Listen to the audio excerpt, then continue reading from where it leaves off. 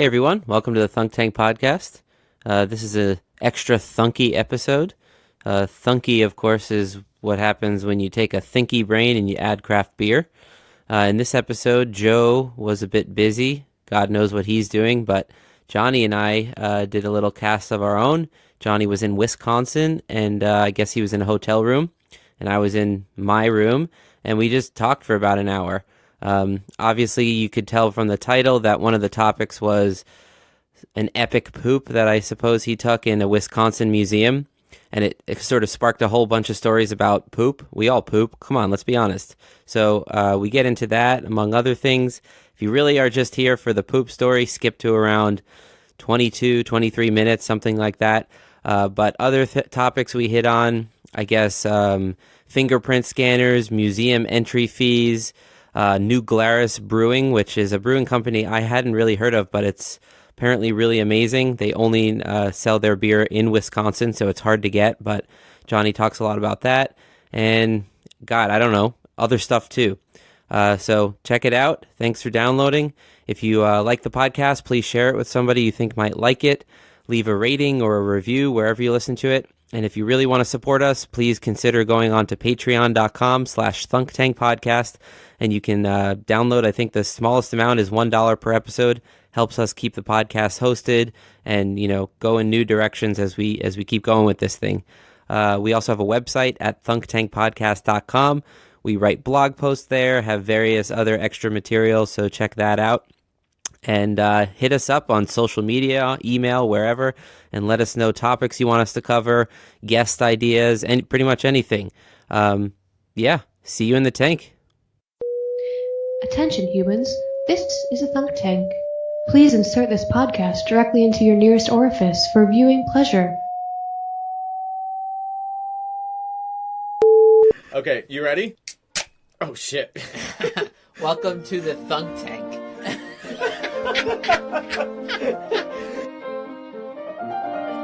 Welcome to the Thunk Tank. Oh yeah. Yeah, there you go. Come into our Thunk Tank. Luke, don't switch to the other peanuts. Welcome to the Thunk Tank. Come in the tank. We're thinking, and we're drinking, and we're thunked. Oh my god, I'm probably more beer than man if we go far enough back at this point.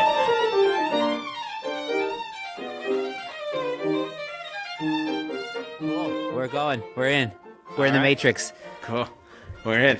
So, welcome to the Thunk Tank here. It just took us a lot of technological hotel Wi-Fi finagling to make this podcast happen. So, just so you guys know, Johnny is wearing 2 sets of headphones right now to make this work, and a tissue box holding up a microphone. Well, yeah, there's that too. Also, I'm on my 3rd beer because, I started drinking beer at 7:30. Oh yeah, I've been wandering around Madison, Wisconsin, drinking beer all day. So oh yeah, let's mention that Johnny's in Wisconsin. Yeah, visiting the capital, Madison. Great capital, great capital. Great capital. Doing some business here, but I don't have anything to do today, so I decided to wander around and try all the beer I could and check out the city. The Capitol building is pretty cool. I accidentally ended up sitting in the Wisconsin State Supreme Court. That's the best kind of way to sit in it, though, what you did. Yeah, accidentally. I just wandered in and sat down, and I was like, oh, there's a sign that says, guests welcome, no food or drink. And I was like, okay, clearly I can't go past this velvet rope, but you could, sit in the attendance area, the audience area. Yeah. And, a tour group just walked in that I snuck in on. Oh, I see. I thought you kind of just, it was quiet in the building, and you just wandered in. I was like, maybe not, but... Well, no, it was good because that part was open, but the tour guide was the only one who could get me into the Senate and the Assembly, which he did when I jumped on the tour. So this is cool. There's a lot of marble. They're saying if it cost $7 million to build the state capitol when they did it 100 years ago, but to build it again today, an exact replica would cost $1.5 billion, just because the amount of marble in the place, and marble is crazy expensive now. Right. There's French and Italian marble and German marble everywhere in that building.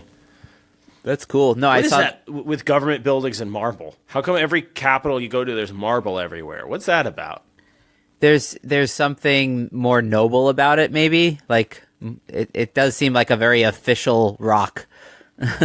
Yeah, like just brick so that, is like, not in pictures, as impressive. It's like, the cheap way to build something strong, I guess.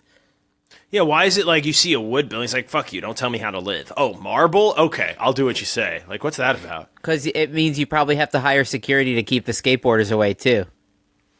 Yeah. Like, when you make, like, marble outside, skateboarders are all over that. That's true. But, yeah, interesting little town. Some really good beer in this state. I'm drinking let's do a beer call right now. I'm drinking a new Glarus, they're Two Women. I just had their Spotted Cow like an hour ago, which is like their flagship. And it's sort of a Farmhouse Hefeweizen style. Word. But this is Two Women. This is their lager. But New Glarus is kind of cool. Yeah, I'm you sure should mention them because like I actually hadn't heard of them. Yeah, and you probably wouldn't unless you're like deep in the nerdy beer world, because they don't. It even says on the can only in Wisconsin. Like, it was a deliberate act. They don't really they don't want to, and they definitely don't distribute outside of the state. So it only leaks out through people, basically. Yeah, people want it in Minnesota. You got to drive over the state line and pick up a case. But it's everywhere in the state because of that, but it's really good craft beer. I wonder what the trade value is if you bring it back to North Carolina. It's pretty popular. I mean, I've traded quite a few beers to get my hands on some New Glarus myself from friends that were traveling or had friends coming down from Wisconsin. But I've only ever gotten, I think, 1 or 2 cans. My friend Sarah brought me a bottle. I'm going to go to their brewery tomorrow, I think, and I'll do a deeper review on it. She's going to be on the cast soon, though, but we'll go over New Glarus, I'm sure, when she does. But a lot of breweries start growing, and then they just focus on that growth model. And, you sacrifice, even if you're not sacrificing quality, which when you scale up any industry, you're going to, you are definitely sacrificing the local, like the locally aimed mindset, like the local gearing to gear towards your local market. Like, what does it mean to brew?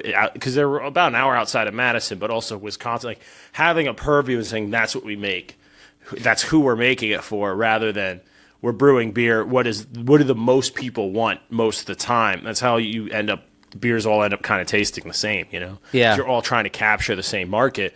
Whereas it's kind of cool what they're doing. They just make beer for Wisconsinians, Wisconsinites. I don't know. I could venture a guess that it's not Wisconsinites, but their logo is probably not. But their logo is pretty distinctive. It's the state of Wisconsin as a fingerprint, and I think it's one of the owner's actual thumbprint, which is kind of weird to have on. It's kind of weird now that they use fingerprint things for cell phones and whatnot. Right, yeah. Good luck. Yeah, anyone can sign into their iPhone account. By the way, speaking of fingerprint sensors, what's the first security concern you can imagine at a fingerprint entry into a phone compared to like a digit, like punching in numbers? Well, the classic like spy movie one that's the obvious one. The more terrifying one is someone cuts my thumb off and then just carries my finger in a bag so they can get access to everything. Right. That's why I don't like the idea of retina scanning. I was more worried about like drunkenly passing out and someone's like, "Hey, grab Luke's thumb; it's right there." Right. Whereas if I'm passed out, they can't hack into my brain and say like, easily. "Give me the code." Yeah, not with any amount of ease. They can't. Unless they're like Rick or something, then whatever, you're fucked anyways. If they're a superhuman, they could. Yeah, I don't like all that stuff. I don't even keep my phone locked. Because as a bartender, I've found cell phones at the bar before, or like I was at the park once and I found a phone, and I don't want your phone. First of all, I just don't want it. I have one, but also I know you could track them and stuff, and the shame factor of you running into me and being like, "What are you doing with my phone?" and be like, it's not worth it. So my instinct is always to call whatever number says home or mom whenever I find a lost cell phone, because your mom will find a way to get in touch with you, or can get in touch with someone who can get in touch with you usually. So if you ever find a lost phone, I always call the home number, because it's if you're an adult, it's either your house or your parents' house if you're a student. And Yeah, but people lock their phones, and I'll try to I'll be like, oh, is it 1, 2, 3, 4? Nope. All right, I give up, and then that's it. I love how you give it the honest try of 1, 2, 3, 4. No, I used to try all the obvious ones, 1, 1, 1, 1, 0, 0, 0, 0, but we were doing it with my friend's phone, and he snatched it away from us and freaked out because it was a work phone, and he works in systems security and an analyst. I don't know. He does computer network security stuff. And he was like, no, our phones are set up. If you put 5 of the wrong guesses in, it wipes your phone. Because they assume someone's trying to hack it. My phone does that after 10 That's crazy. wrong ones. Well, I was almost about to wipe my friend's phone and erase all of People do it as a joke all the time because the phone's backed up to the cloud. But the idea is if somebody guesses the wrong password, 10 times in a row, they're probably not drunk and trying to get into the phone. They're probably nefariously trying to guess a password. Right. So I know people that would do that as a prank just to fuck with someone's phone. They'll purposely type in random things 10 times, and now the person's locked out of their phone sometimes it locks you out for 24 hours or something like that.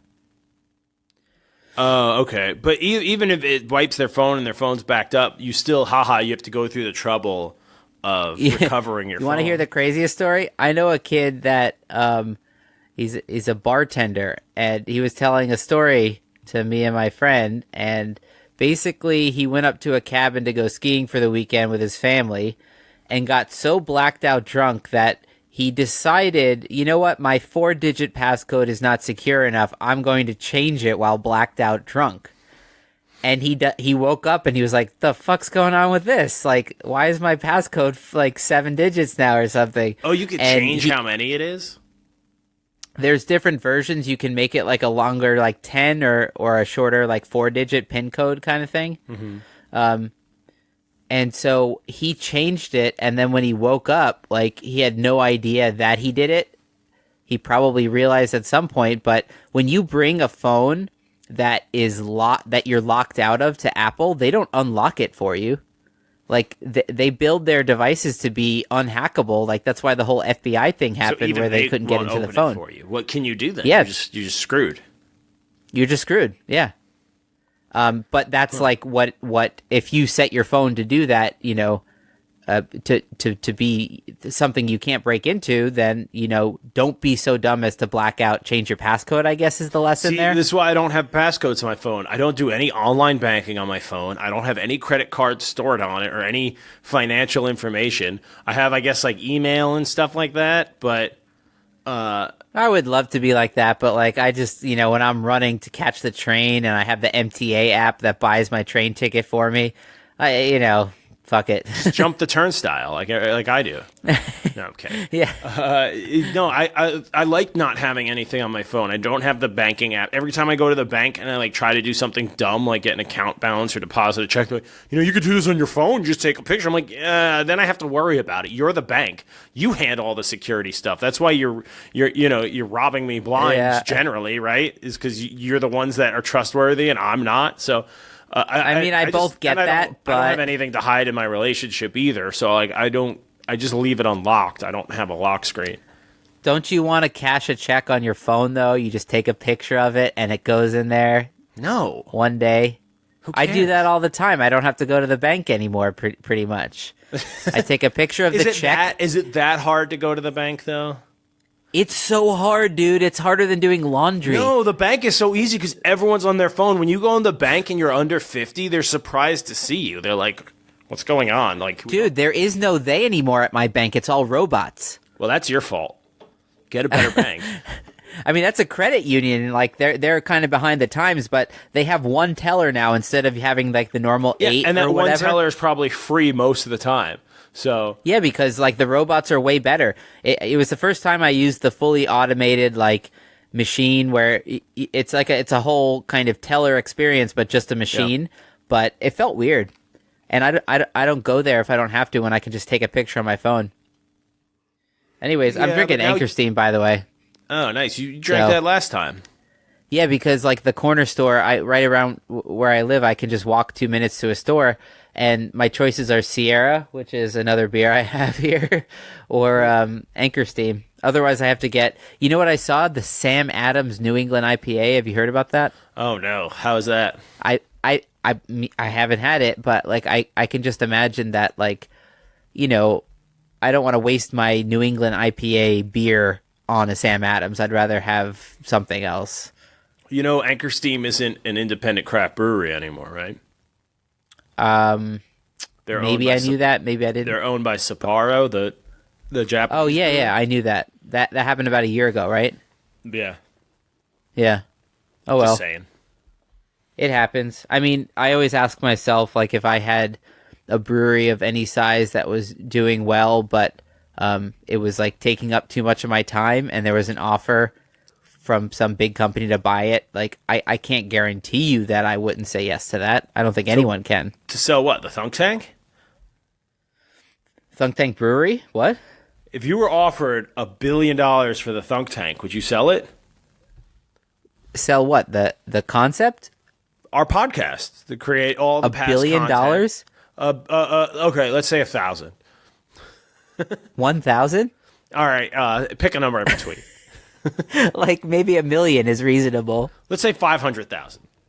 500,000, and they own my voice from the past? They get every episode done so far, any characters created on the Thunk Tank, you know, all that. Oh, so they would own Genie. Yes. Not to imply that that's a character in any way, but the version of on the podcast they would own. Yeah. Yeah, I think we would all probably be smart to take that money and change the name of the podcast to Dunk Tank. Like, what's the fucking difference? Yeah, you're right. Just take the money and start over. On the one version, we have Dunk Tank Podcast, and we have $500,000 worth of promoting power. And on the other version, we're still just Thunk Tank, and the weird guy who offered us $500,000, you know, just goes on to the next random podcast. And maybe he'll buy the next one we do. Yeah, or the next people will say yes. I would be the same way with the brewery. Like, sure, I'll sell my brewery. If I really love the art of brewing so much that I can't give it up, just start over. Now you don't have to worry about the money side so much, or you could be your own Exactly. investor. I was just looking it up, and Sapporo has one brewery in the U.S., and it's in La Crosse, Wisconsin, on the other side of the state from me right now. That's kind of cool. Huh. So nice. Good pick of beer. I assume you did that on purpose. Well done. Oh, I mean, when you said we might podcast while I'm in Wisconsin a couple days ago, I thought I better get some Anchor Steam because of the Sapporo deal. Yeah, smart. You're a far thinker, you know.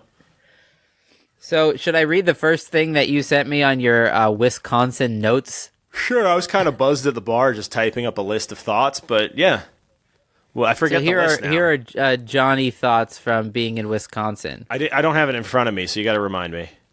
Well, I'll start with an easier one, and we'll get to the women pooping thing. Oh yeah, okay. So this one's pretty interesting. Museum donations. Should you give the donation when you enter or when you leave? Yeah, I went to the Wisconsin State History Museum, which is kind of geared towards kids and field trips mostly, but there's some cool stuff and like tools from frontier days and from the indigenous people and all that crap. But like I walked in and I asked the guy, "Oh, how's this work?" And well, actually, I just walked in. I was going to figure it out, and he stopped me. He's like, "Hey, have you ever been here before?" I was like, no."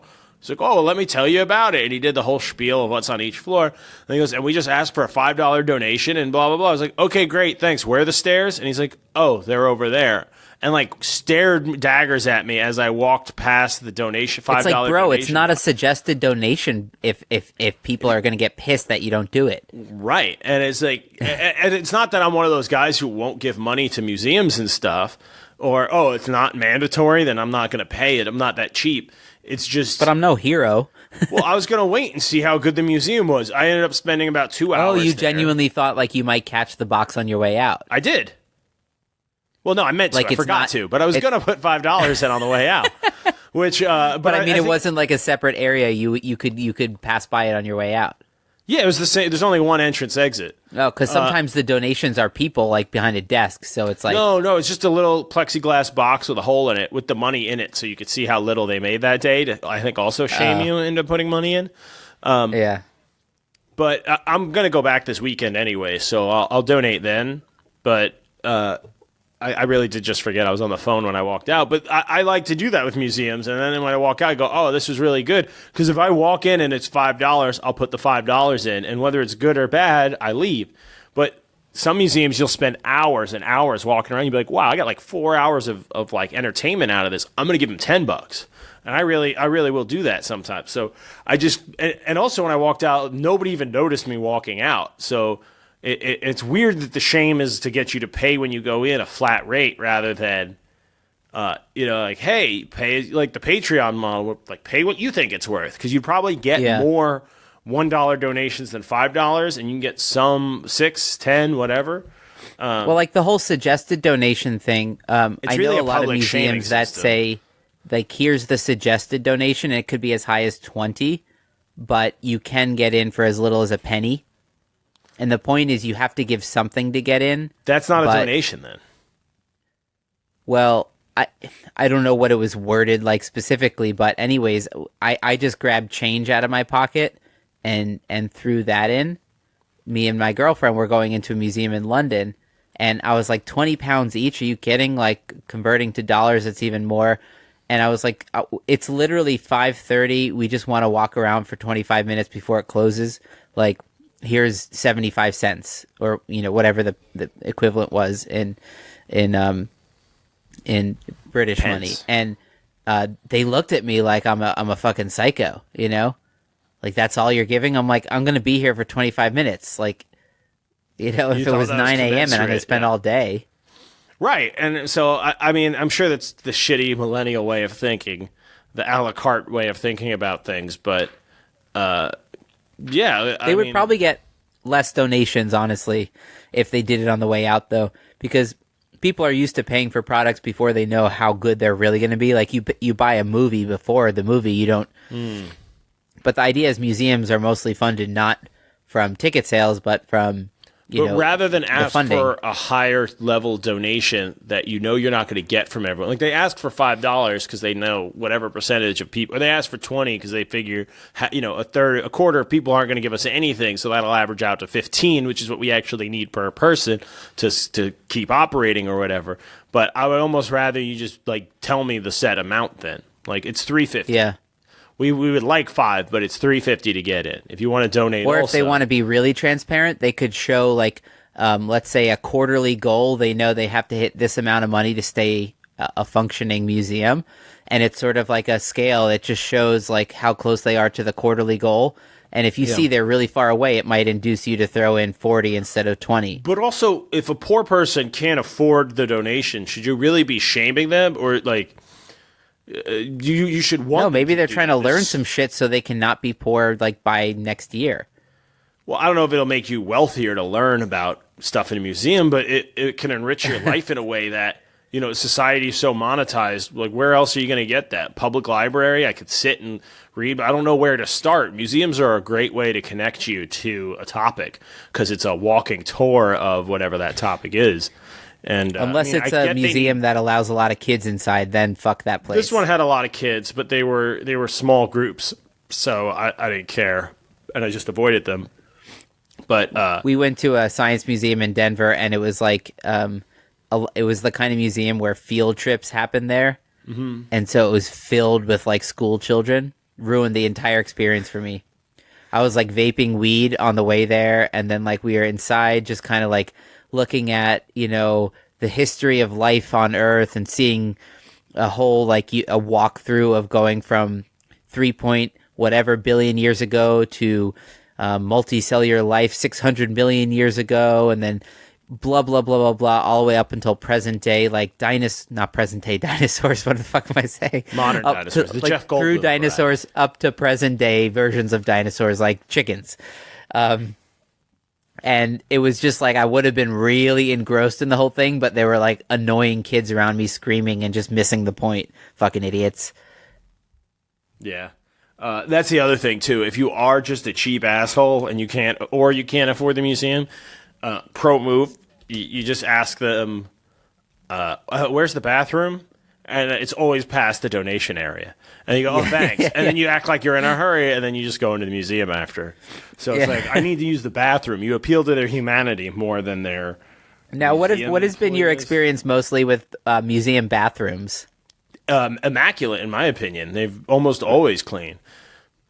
So I've had mostly really clean, like impressively clean bathroom experiences in museums, but in the British Museum, the bathroom was a nightmare because you had to like go really far down into this basement area to get to it. Were you at and the for National some Gallery? reason, the what? The National Gallery, where the Rosetta Stone is? Yeah. Yeah, I've been to that bathroom. It is annoying and hard to Doesn't find. it just like trap the poop smell somehow? Yeah, but I think they do that on purpose so it doesn't stink up the museum. You think they trap the poop smell on purpose? How do they do that though? Because you had to like go down, and if I remember, it wasn't like a door. It's like you kind of like a wall, like you go Winding wall around a wall, and there's another wall. Now you're in a hallway, and then you're in a room full of shitters. so the air just can't really like find its way out. I feel like when they do that in big cities, it's to keep homeless people out.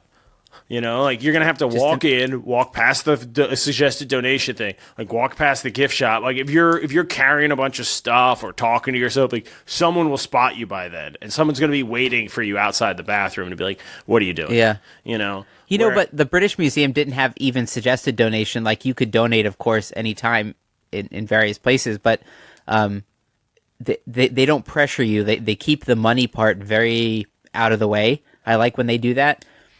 Where they're really saying, "Hey, this museum's free. Like we're not even throwing the money thing like right in your face and making you make a Larry David like scene by not paying anything. You just don't pay it, and nobody even knows if you pay it either. Like they don't get points for nobility on that because that museum is literally just a warehouse full of plunder from their empire, from 500 years of their empire. Like the Rosetta Stone, that doesn't belong to them. That's part of Egyptian culture and heritage. They just took it. There's a bunch of stuff in a lot of museums where regularly the people, the cultures, the communities where those things came from, they're like, hey, we just found out like my dead great-great-grandpa's like hat is in your museum. Can I have it back? Like not just like a member of that community. Like it's from my family. Someone from your country like murdered him or like came in our village and just took it. Can I have it back? And the response is almost always, nah, I don't think so.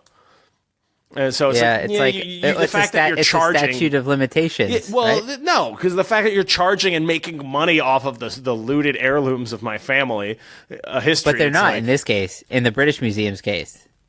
I'm sure they are. How many people go to London and are spending money in the local economy there to go see stuff? They're net. There are people making money off of it. I don't know, how museums work and which ones are like a non-profit or any of that shit. Like, let's move on to the next topic. We're getting too seriously into museums here. Like, I like museums. I spent all day. Here was the first one I was going to read. Let's see. Hot woman leaves bathroom and it stinks, comma. Could it be the stinky before them? So you that explain happened. that sentence, Johnny? That happened today at the Capitol building. So right next to the men's room is a unisex bathroom. So I went into the men's room, and there was people in both stalls. So I was like, I need a stall, not a urinal, not to get into it, but I needed a stall. Also, the bathrooms were all marble. I was like, wow, this is nice. So I went out, and I went into the unisex. And as I walked out, there was a lady walking out of the unisex, and we did that awkward, like, oh, you go ahead. No, you go ahead. Because I was going into her bathroom, and she was going the other way. And she gave me a weird look, which at first I thought was because of how stinky that bathroom was. She was ashamed. But I think she was more weirded out, like, why is he going from one bathroom to the other bathroom? Like, is this guy just hanging out in bathrooms? Like, you couldn't finish up in there? Why do you want to check out the other one? But I went in there, and it was a bad scene, like odor-wise. And she was a very attractive woman in her, let's say, 30s. And, and I was like, I wonder if that was her. Or I wonder if the person before her was just so bad that it still is lingering. But it doesn't matter. For me, she gets credit for that because she walked out. And I just wonder how often that happens. So has that ever happened to you where you walk out of a bathroom and you're worried about getting blamed for the stink fest that you just wanted to take a quick pee and definitely. And then the stink fest in there gets blamed on you. Right, but it doesn't bother me because I've definitely walked out of the bathroom where I deserve and I own the stink fest. I see. So I almost rarely will I make myself or find myself pooping in a public enough area where I might be blamed for the stink.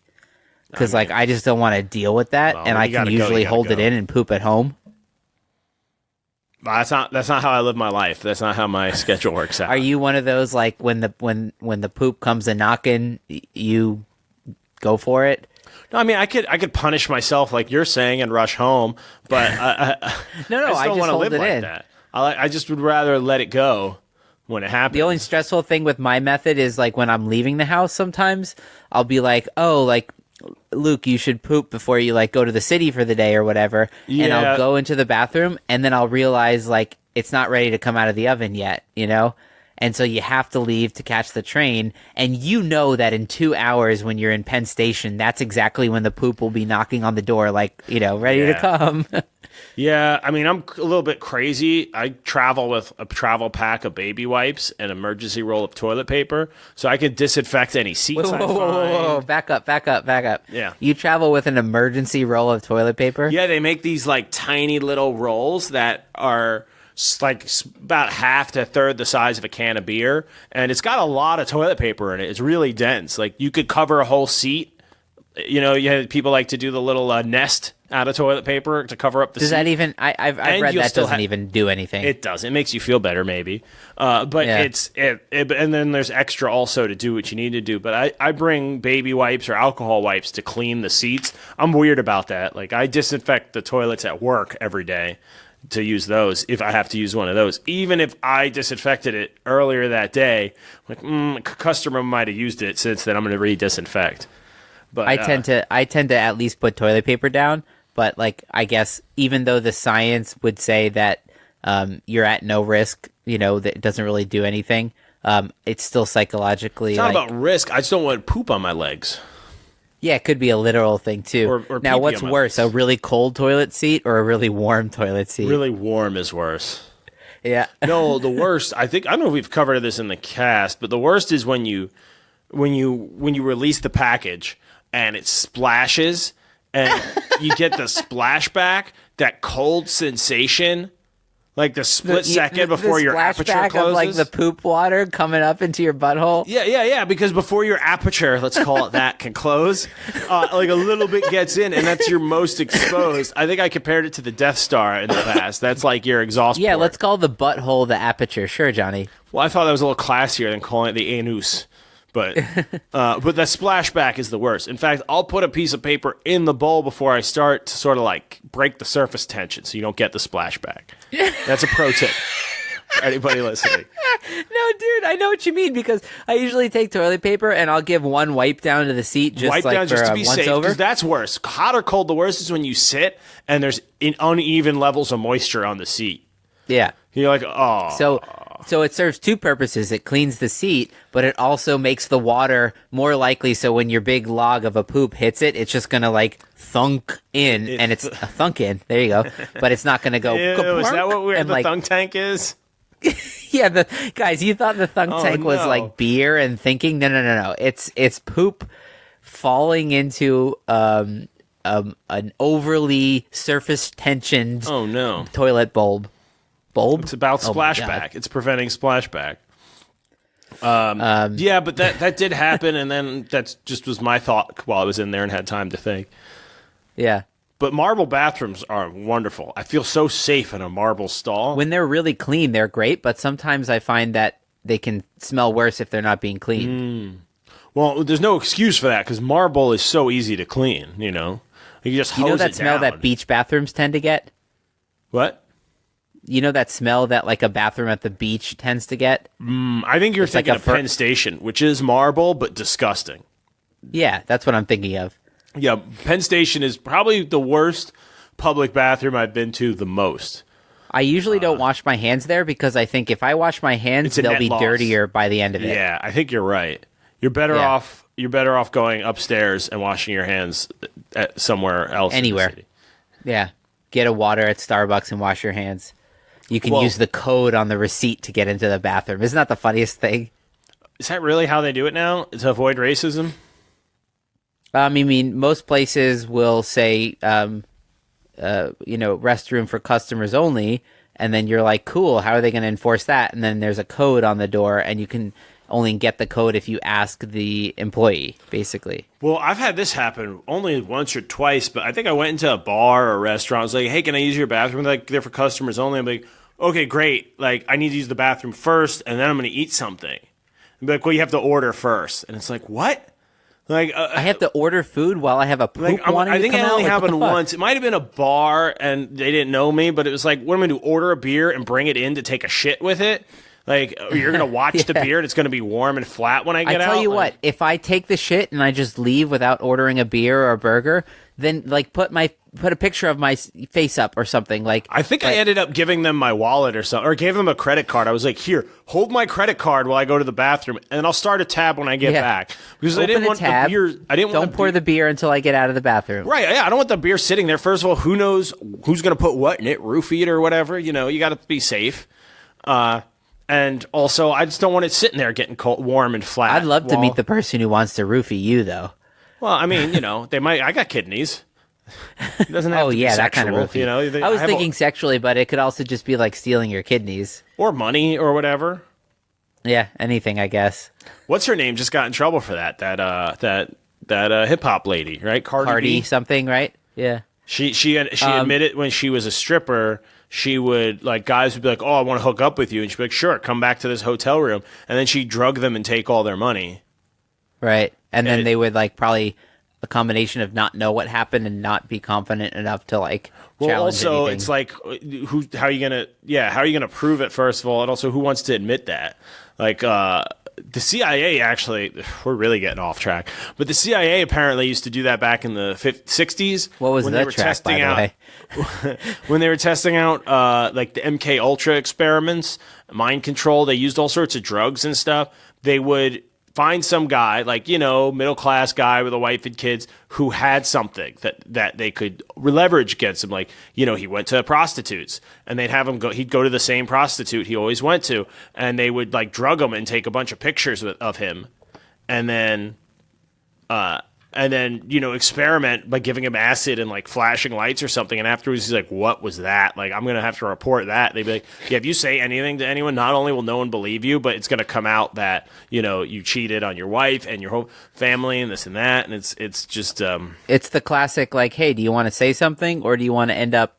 do you want to, like, say something and end up in a mental hospital, or just keep your mouth shut and go home? Right.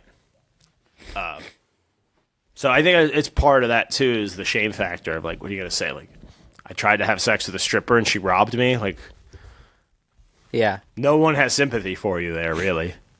So what do you got about, here's another thing you wrote down, happy hour states versus non-happy hour states. Oh, yeah. So you have happy hour in New York. I've been living in North Carolina for the last 3 years, where it is against the state law to have happy hour.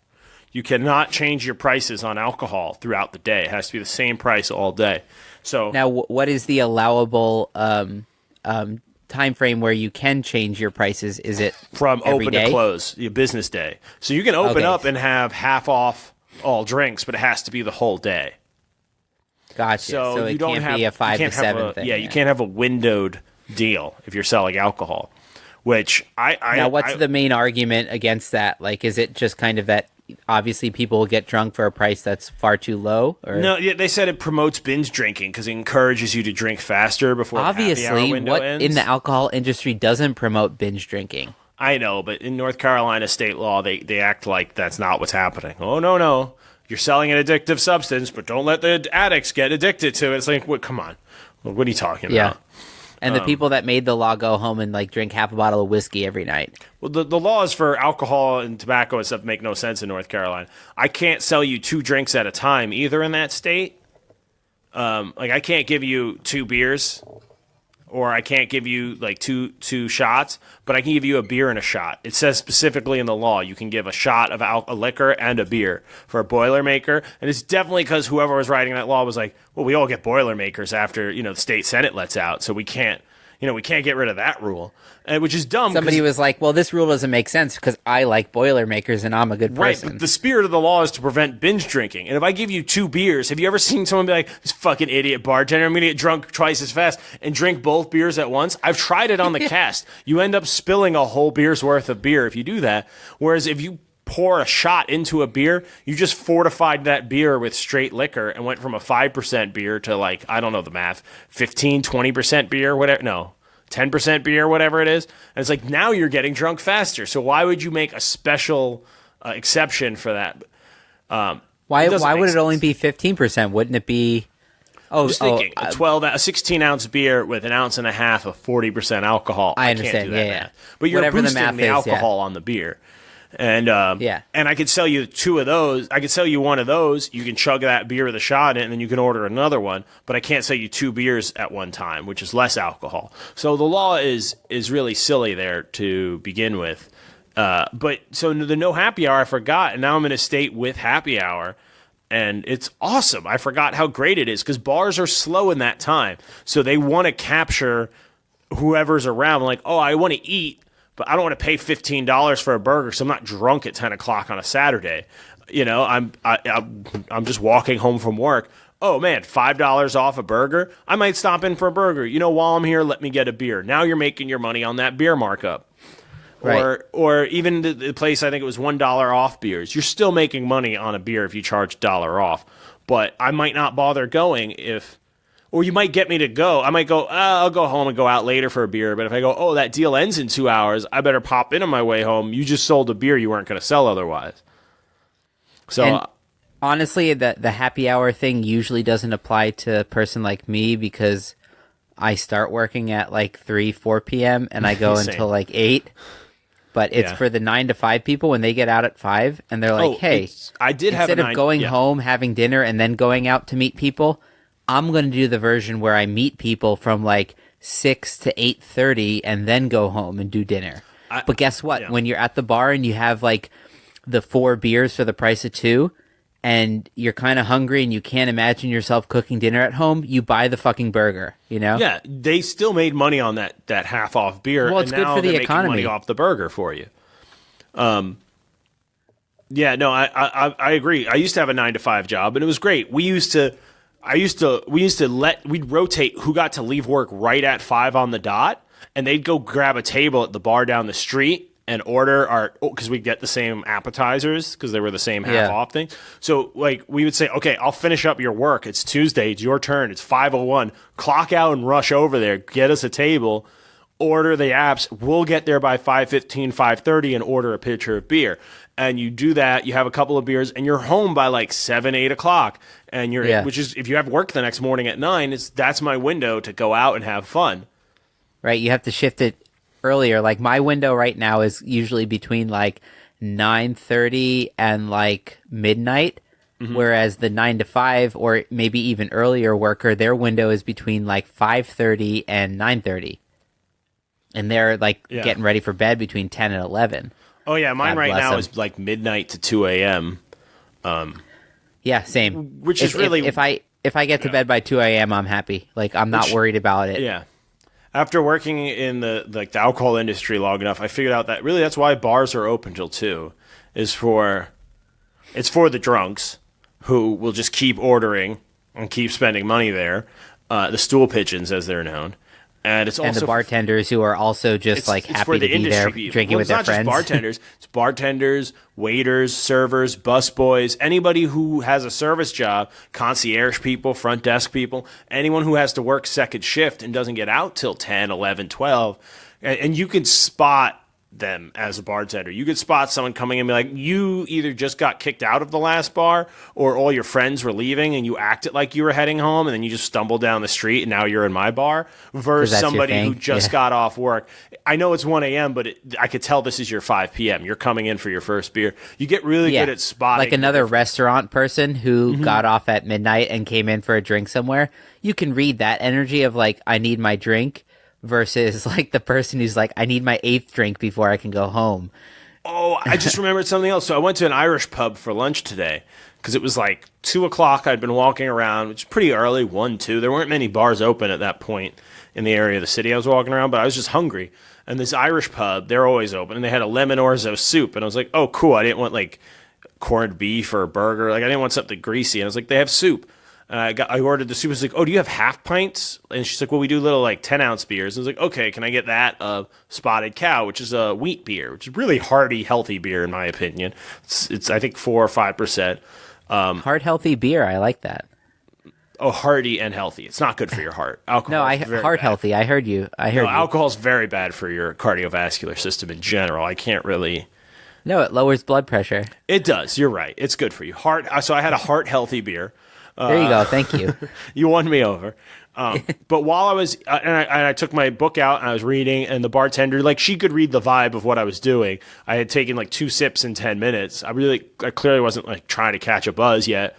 And she was like, oh, I've read that book. And we like had a quick chat and we were talking. And a guy walks in and you could see her face drops, which means she knows this guy.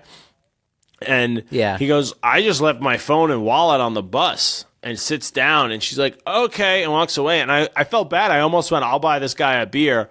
And then he looked at me without looking at me, you know what I mean? And I was like, his eyes didn't really focus on me there. And then he repeated it to her again. He had that vagueness behind the eyes of. He repeated to her again, and like expectantly, and she's like, oh, so what are you gonna do? And he goes, I don't know, do you have a phone I could call someone? And like it fell apart. Like, you know how drunks can keep it together, like, could I have a beer? And you give them beer and they go, thanks, that's great. Like, you were really focusing and articulating there. Yeah. And then like they have like a script. If they stick to that, they can seem reasonable. If you're like kind of distracted. Yeah, if they really focus, they could do it. But as soon as they relax, they can't keep that focus. Or if anything surprising happens, like instead of you just giving them the beer, you ask them a question, and it throws them off. Like then the whole facade falls down, and they're like, "Oh, it's a blacked out drunk person." There we go. I do that test all the time. People come in and try to order Mick Ultras from me when they're hammered, and it's a brewery. We don't sell Mick Ultras. We don't make Mick Ultras. So we don't. And sell anybody sober would. Or sober enough would realize, hey, I'm at a brewery. They probably don't have Mick Ultra. But they don't even like look a low at the calorie board. beer or They don't look something? at the menu or the boards or the taps or anything. They just go, can I get a Mick Ultra? Let me get an Ultra. Go, well, we don't have an Ultra. What other styles do you like? And sometimes they're like, oh, is he talking to me? They have that look on their face. I'm like, okay, you're shitted. Like, you don't need it. What do you think that is? Like in a really wasted person's mind when they think they need one more? What is that? It's keeping the good times going. It's the FOMO. I can't let this end. But I mean, like I'm guilty of it myself. Obviously, like we used me to too. Sort of get way more close to the level of blacked out drunk when we were younger. And I remember like being places where you think to yourself like, oh my God, we're almost out of beer. But you don't think to yourself, wait, I don't need any more beer. Like I'm good. And you go out and you get more beer, and you have like one more beer from the 12 that you picked up because you are already right on the border of not being able to like stay awake. Well, it's the enough too much line. It's a very fine line with alcohol. For a lot of people, too much is when they physically can't have more, and not enough is where they're still able to have some. You know what I mean? It's like, I haven't drank enough yet. And it's like, why? Because you still can? It's like, yep. And it's like, oh, well. But so, this guy, they gave him the bar phone, which was like an old-timey receiver with a cord. And she's like, it doesn't go any further than here. It's like the middle of the bar. She's like, you got to come over here to order. And the way he got up was like, oh, this guy's shit-faced at like 1:32 in the afternoon. And he called his brother, and he did the like, I'm going to try to sound professional drunk voice while he's telling his brother where he left it. And he's like, I guess someone picked me up. And then he hung up, and the bartender's like, so what's happening? And she's like, he's going to find someone to come pick me up. And then he sat back down for like 5 more minutes, and she's like, do you want some water while you wait? He goes, yeah. And then she went, should you call the bus company? He goes, yeah, do you have their number? And she was like, I have a phone book here. And he's like, cool. And he spent like 15 minutes going through the phone book. And I just left while he was still trying to find the bus number. I was like, when his brother's response was he's going to try to find someone to pick him up, is definitely, he was like, how many, and the guy was middle-aged at least, and it was like, how many times that he has gets that call often, Yeah. and that's the default answer for like, look, dude, I can't help you right now. And it's one thing on your day off. Like, I don't try to shame people because I've had that happen where, what if you work an early shift? You get out of work at 11 in the morning and you worked at 4 a.m. to 11.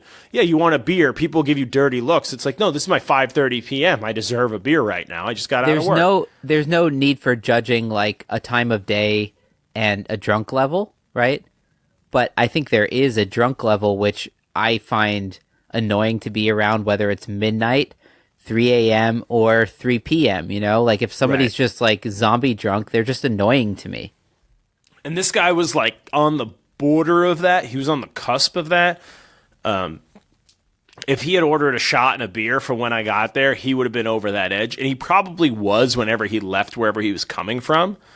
And then walked it off by the time he got there. Right, rode on the bus for a while until he just was like, oh, I know where there's a bar around here. And just hopped off the bus. And I don't know how you leave your wallet and your phone. I'm guessing he lost them at the bar, left them on the bar. If that actually happened... I doubt there was a bus. Because it's also possible that he just made that up, too. Right, I doubt there was a bus or anything. But he wasn't, like, shabby or anything. Like, he was in nicer clothes than I was wearing.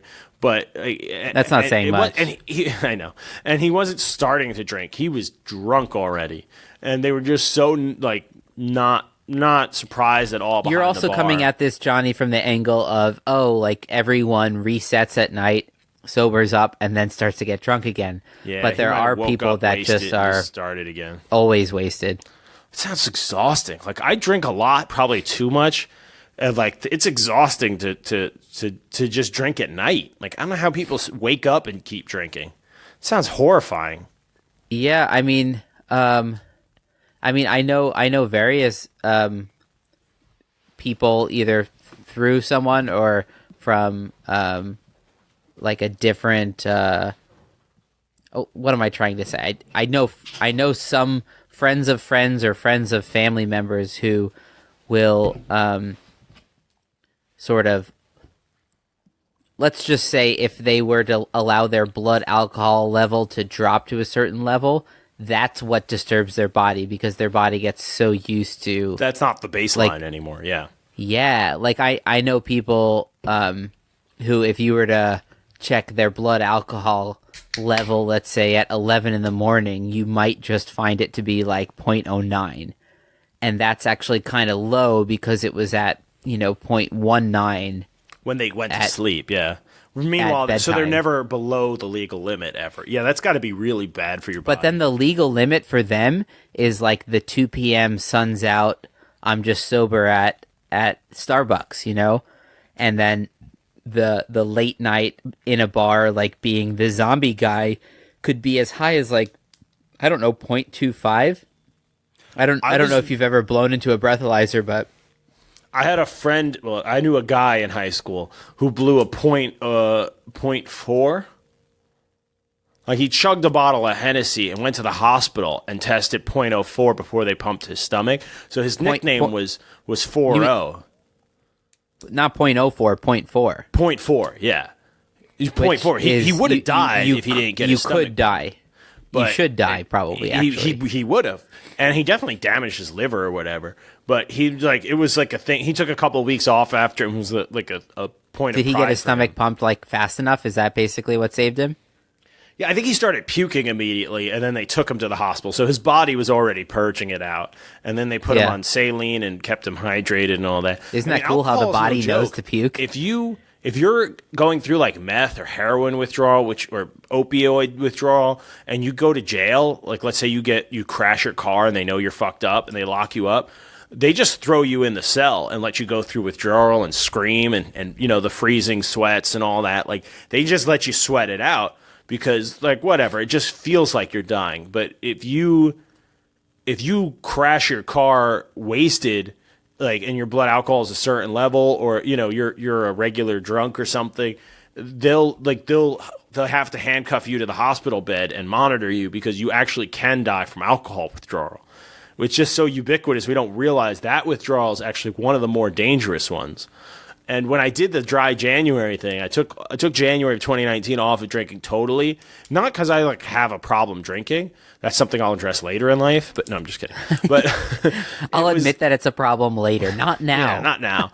But no, it was because like when I went to Germany and I did all those traveling last fall, and we had all these Christmas parties. I was just drinking all the time towards the end of 2018. I was like, I need a month off. Dude, just, like, reset my Christmas into tolerance. New Year's is a hard, like you just see that as like a fucking pinnacle to reach, and you just kind of crescendo through the whole thing. Yeah, and it was rough. So after that, I needed a break, but I realized I'd never really go more than a couple of days without at least a beer. Like I work with beer, I work in the beer industry. I'm always trying beer and drinking beer.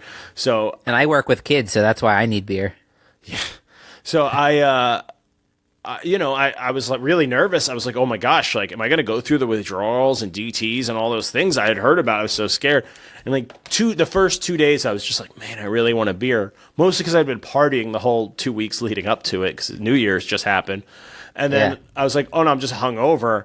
And then within like a week, Kara turned to me and was like, oh, we haven't had beer in like 6 days. I was like, oh yeah, you're right. And it was out of my mind. I had no adverse effects or anything.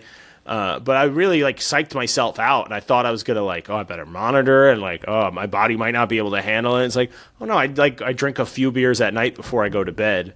I'm not. Yeah, drunk that's very all the different. Time. I've never had a job where I would even feel like I could do it drunk. You know. I can't quite say the same about that. I mean, some of the most fun gigs I've played on trumpet. I remember 2 summers ago playing Brahms Requiem, and it was there's 2 trumpets and 3 trombones, and so the 3 trombones and me went out to find some tacos, and at this taco truck with like a seating area to the side, they were selling what would be like the Mexican beer that they would be selling, dude? Where? At this taco truck, like I'm forgetting the name of it. Modelo's, Like, Corona. Nah, Dos Equis. That's what it was. Okay, the other one. Yeah. So like we each had like 5 Dos Equis beers, and then we were like, oh shit, it's 7:15. Like we should get back. We got to get our tuxedos on and play this concert. And it was the drunkest concert I've ever played. Like it's so hard to play trumpet when you're half smiling while you're trying to play. So in terms of working drunk, I'd have to disagree with you there. I mean, I've done things drunk that I probably shouldn't have, and I just didn't get paid for them. Yeah. Like I did a homebrew demonstration, and I mean, that's in front of a homebrew club. They know what the fuck it means to be like into homebrew. This is in front of the public, but it was at an event with like liquor samples being handed out, and the whiskey guys were like thought it was so cool that we made beer. They kept like bringing us whiskey, including whiskeys that they weren't giving out as samples, just bottles they brought with them. So I was like, well, I'll try a little bit, and they'd pour like a huge fucking pour, and I wasn't driving home. And then at the end of the day, I was like, oh, I definitely got too drunk making beer, and that beer didn't turn out great, which is why I don't drink while I brew generally. Because honestly, you know what allowed me to figure out how to drink like the right amount when I go to a party or something, because when you're younger it's hard to figure that out, but you basically have to drive to a few parties, and then like, hey, I've got like a hard 4 beer total limit at the 4-hour barbecue here, and I'm just gonna like have to enjoy myself sipping. And then even when you aren't driving, you learn how to like, you know, maybe it's not a hard 4 beer limit, but like you generally know, like, I'm not trying to have 10 beers at this barbecue. I have a strict 1 beer limit. Once I'm there for more than 3 hours, I'll have a second beer, but that's it. I won't have more than 2 beers and drive. Honestly, that's probably the best, safest way to do it. And it's just because I don't trust my own judgment. Like, I'm not that good at math. Yeah. I know I'll mess it up and be like, oh, I switched it around. I had 4 beers in 2 hours, not 2 beers in 4. Like, I just know myself. Yep. And beer math always gets a little weird. You're like, carry the 1. No, I'm good. Yeah. And it's just not worth it, because we've had drunk driving issues affect my family, and it's just something I'm very sensitive about in general. And Johnny, just because you drunkenly crashed into your dad's car in the driveway doesn't mean that you have to. No, I hadn't. I haven't. I know. But things have. outsiders have affected my family with their drunk driving. Let's say that. I don't have any drunks really in my immediate family. If anything, I'm the drunk in my immediate family. Drunk driving has intersected with your life enough that you take it seriously enough. Yeah, to me, it's not worth it, you know? I mean, it is one of those really great black and white rules. Like, don't do it, and you never have to worry about it. Yeah, there's not many in my life, but that's one of them. Because not even a black and white rule, just like a hard rule. Even if nobody gets hurt, I've had enough friends get DUIs, and even if they get off, you know, without it going on their record or whatever, it costs them thousands of dollars and just inconveniences your life for up to years. Like you can't drive anymore. Years. You know, you have to the thing on your car you got to blow into. You can't enjoy a casual drink. Do you want to leave the state and go on that trip with your friends? Oh, you have to get permission. That happened. I had a friend, and he like we were talking, and I kept telling him to visit me, and he's like, "Well, I can't." For another 16 months, and I was like, wow, that's really shitty. Like, you know, like, oh, dude, in that sense, this beer festival, you want to come? And he's like, I can't. Like, in that sense, it's almost like it's like the version of life that's like a video game, and it's like there are various like, you know, little spots that you can like get fucked up on, and it's like back 2 years, you know, and it just sort of like totally fucks resets up your a lot of things. progression of the level. So much money. Like everybody I've known, the money who's got thing a alone, DUI, between the lawyer, the fine, the actual penalty, having to pay because they make you pay for that blow to start thing on your car. Like you have to pay every month, dude. You have to recalibrate it every month. Yeah, the state doesn't pay for that. You're the one who screwed up. Of course not. You pay. It costs like $8,000 to $10,000 for the three in people total. I've talked to. It's been in that range. That's so much money. In Uber, you know how many Ubers I can get before like that amount has been hit? Years and years worth of Ubers. But it's like a decade worth of man. It might be free. It might be free. I know, but I don't buy scratch off. So you know what I mean? I don't think that. Dude, I saw a guy scratching off a lottery ticket in the parking lot, like in the middle of the road area where cars drive. He couldn't get to his car and sit down and like be like, all right, this is the one. He was frantically scratching the ticket while walking to his car and like stopped in the parking lot to look at it. I'm like, dude, you probably didn't win because most of the time you don't win. That's how it works. Yeah, there is a guy I used to know who worked at the 7-Eleven. When I got out at my job, I got out at like midnight, 1 a.m., and he'd work overnights. We worked at the same place, but he worked here too. So I would go visit him. He'd give me the day-old buttered rolls. You know, it was a good exchange. Really? I was very poor at the time. So he would give me the old food. You had a day-old buttered roll 7-Eleven hookup? He'd give me the day-old buttered rolls and the day-old paper. And I just talked to him. Day-old paper. Yeah, there's good crosswords still. They're good even at day-old. Even the news stories are good if you haven't read them. Yeah, exactly. They're new to me. So I would, I'd hang out with him, and there was this one guy, I forget what night of the week it was, but let's say it was a Tuesday. Every Tuesday night, he would come in and buy $50 worth of scratchers, and then he'd go to his car, scratch them off, and then come back in and buy another 50. And he'd keep doing that, and like it got to the point where my friend was so annoyed, he like would just tell the guy, stop talking to me. Because the guy would like try to bring him in. Oh, I won this one. Oh, come on, you got to help me out. Like the guy has any control over it. It's like yelling at your blackjack dealer kind of a mentality. Until the point where he goes, I don't want to hear about it. If you want to buy them, buy them. Like you don't need to speak to me about this stuff. Like you're a weird loser. But he came in every night, and he always had a wad of cash. And we figured out, we thought he got paid that day cash, and he would go until he spent like the same amount. It was always like $200 or $300, and then he'd leave. And it was just like, but weekly he'd go at like midnight to do this. And it was just like, dude, what are you doing? Like, this can't be fun for you. Like, I mean, that could be a way mix better of, off buying a case of the beer and blacking out in your driveway, you know? Well, I mean, it could be a mix of like the blackout beer and a gambling addiction, you know? Like, I've never been tempted by gambling, but I could totally see how it could work because like, you do win. Yeah. That's the thing. You win enough to keep the dopamine channels, like, you know, working. I heard the comedian Jim Norton say this, and I think this is why I don't naturally gamble either. Is because he said like every 10 years or so he'll be out or something, and you know I'll put some money on roulette or something, and like you put $10 down and you win 30. He's like, my immediate reaction is fuck. I should have put 100 down. I really lost. $350. or whatever. Yeah. And like that's the gambler mentality. And I don't Yeah. really think I think like that because I'm like too aware of how weird gambling is. I've never really gotten into it or tried. But like that is scary enough that it's like, all right, it's not worth it to me.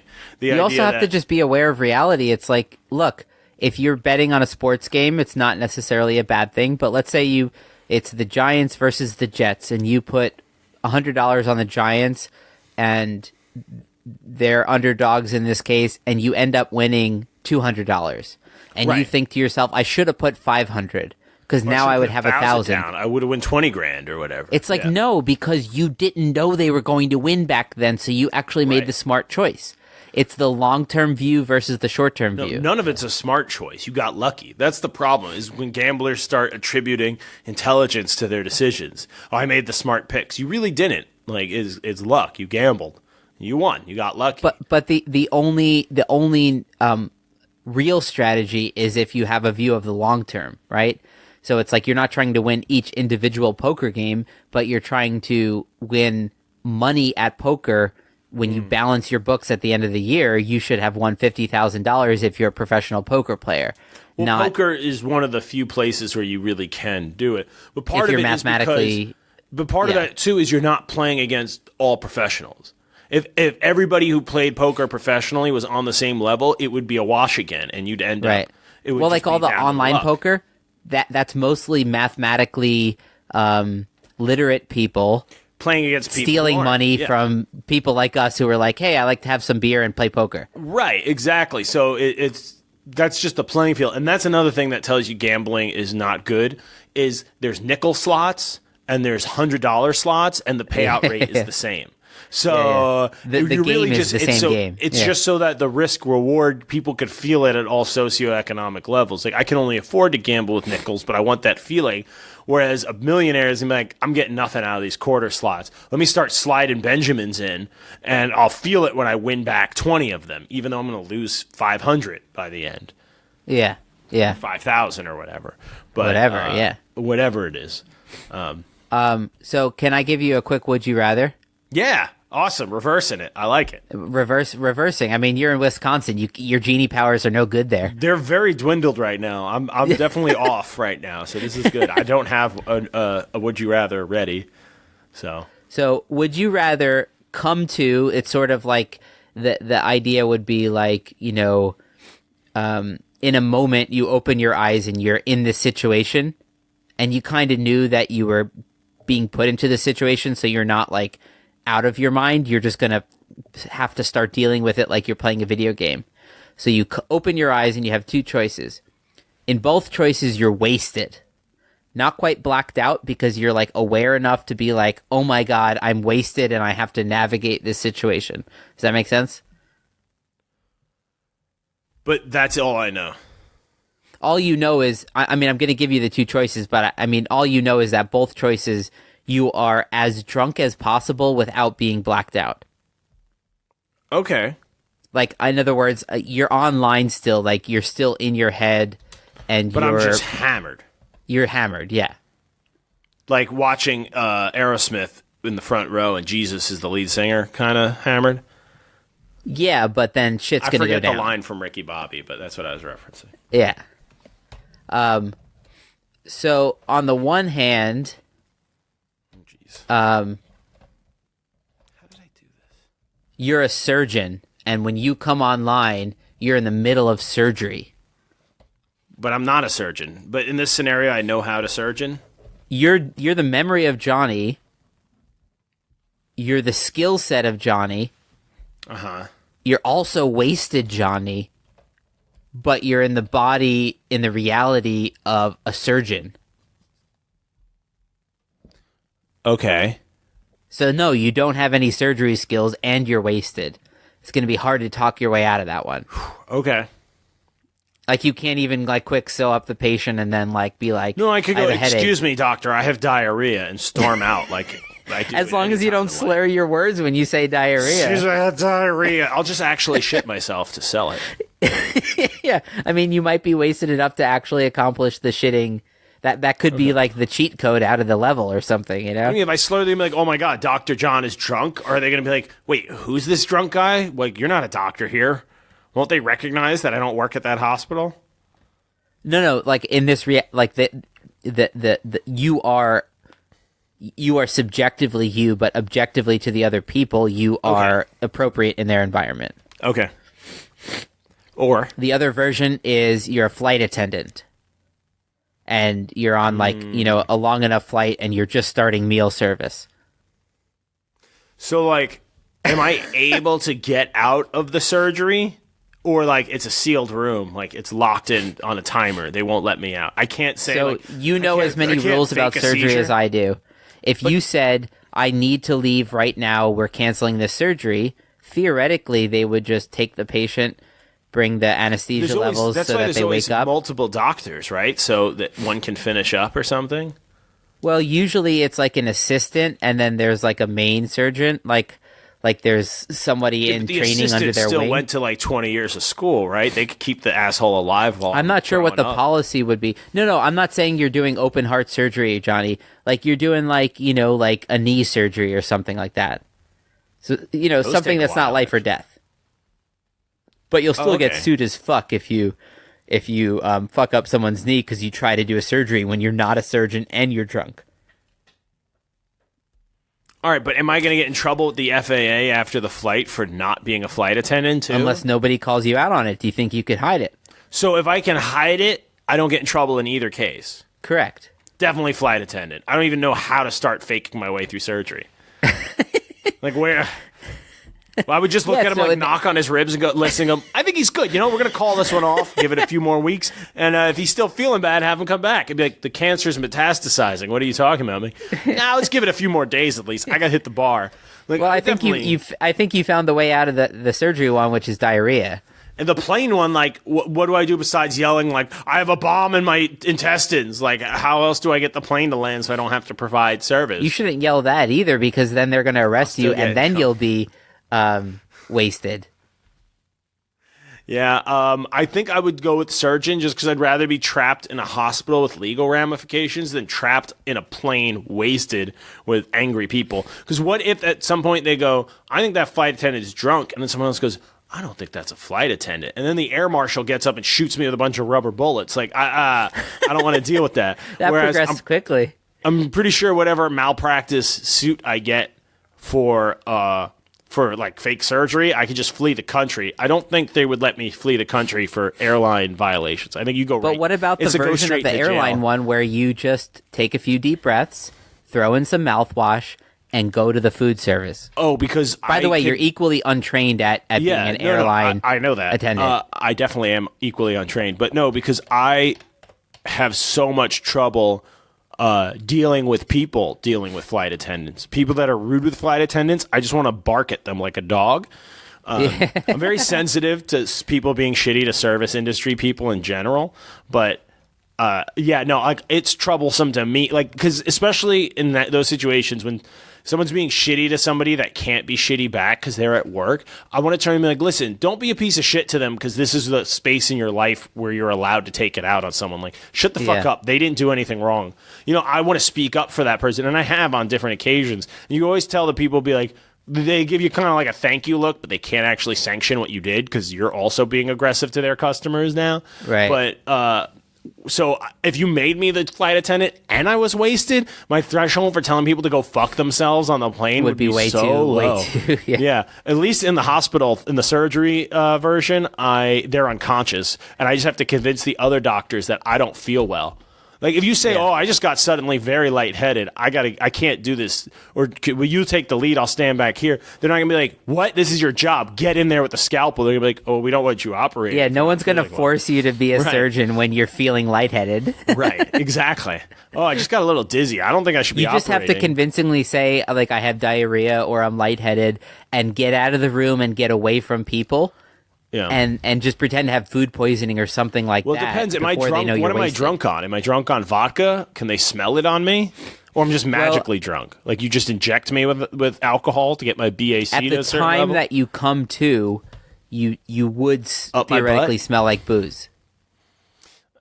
Okay, so that's trouble either way. But, like, as a flight attendant, you have, like, let's say you could be like, what am I doing? What am I doing? What am I doing? And quick pop into the bathroom and pop in a mint, take a shit, shit in a mint. Nah. Well, the thing is, though, once you're on the plane hammered already, you've already broken the law. Whereas if I'm in the operating room drunk, if I stop before I actually start the operation... No, it's in the middle of surgery. I just snap to it. But that means I performed the first half of the surgery totally fine, wasted. Yeah, you were blacked out. This is. But I did a great job, even though they could smell it on me. So I don't know. This is where the geniness comes in. You got to think of all the details. This is exactly what you do. You're to about me. to start the surgery. You're reasoning your way got out me of this there. bullshit, and it's infuriating, isn't it? Yeah. You're like, just answer the question, Johnny. Yeah, no, I think I'd do surgery. It sounds more fun. Like if somebody on the plane was like, my chicken's cold. I ordered the chicken, but it came cold. You'd just be like, we're fucking 35,000 feet in the air. Your chicken's a little cold. You're eating a chicken. I know. I would fucking headbutt them and be like, he said bomb, hog tie with the belt extenders. Like, I've always wanted to see someone get hog tied with those.